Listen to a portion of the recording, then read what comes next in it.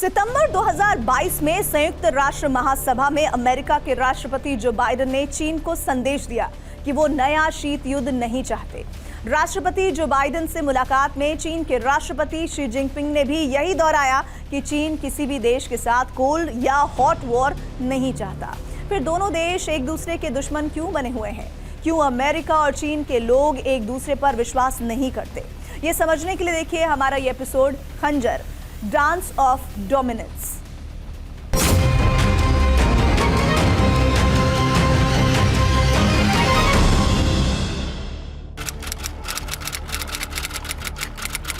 जुलाई 1964, Beijing, चीन।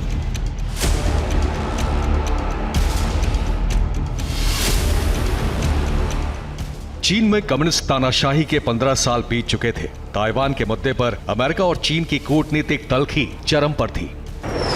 Korea और Vietnam की जंग में भी अमेरिका और चीन दुश्मन बनकर एक दूसरे के सामने खड़े थे।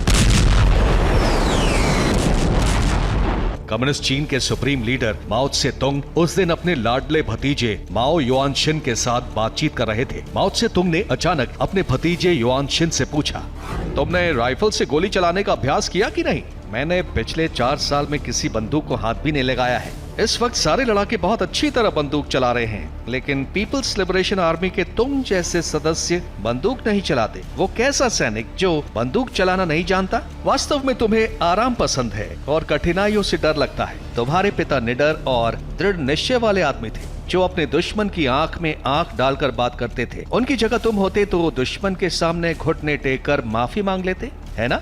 हमारे परिवार के बहुत से सदस्यों ने बलिदान दिया है। वे ताइवान और अमेरिकी साम्राज्यवादियों के हाथों मारे गए। तुम तो शहद चाटते हुए बड़े हुए हो। तुम नहीं जानते कि तकलीफ क्या होती है। भविष्य में अगर तुम दक्षिणपंथी होने के बजाय मध्य मार्गी हो गए तो भी मुझे संतोष रहेगा, क्योंकि तुमने तकलीफ तो झेली नहीं है। फिर तुम भला वामपंथी कैसे बन सकते हो?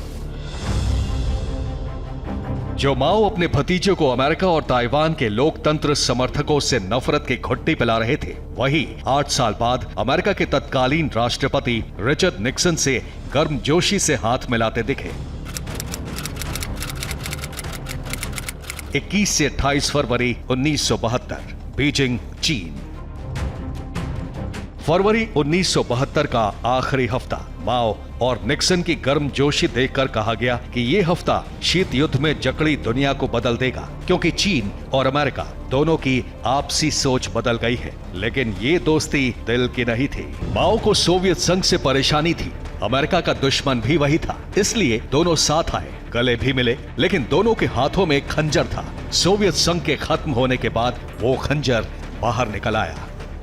चीन की सत्ता की बागडोर संभालते ही शी जिनपिंग ने चीन की सैन्य ताकत बढ़ानी शुरू कर दी। उनसे पहले के राष्ट्रपतियों ने आर्थिक मोर्चे पर अमेरिका को टक्कर देने की जमीन तैयार कर दी थी। एक साथ सैन्य और आर्थिक दोनों फ्रंट पर चीन से चुनौती बढ़ी तो अमेरिका के साथ टकरार भी बढ़ती गई। बीते 5 वर्षों में अमेरिका और चीन की तल्खी चरम पर पहुंच गई। कोरोना महामारी और यूक्रेन युद्ध की वजह से अगर चीन की अर्थव्यवस्था नहीं चरमराई होती तो शायद ताइवान के सवाल पर दोनों में जंग भी छिड़ जाती।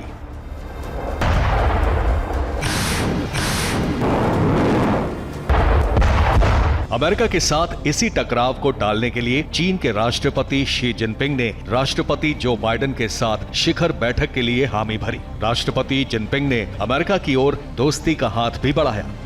China never bets against the United States and never interferes in its internal affairs. China has no intention to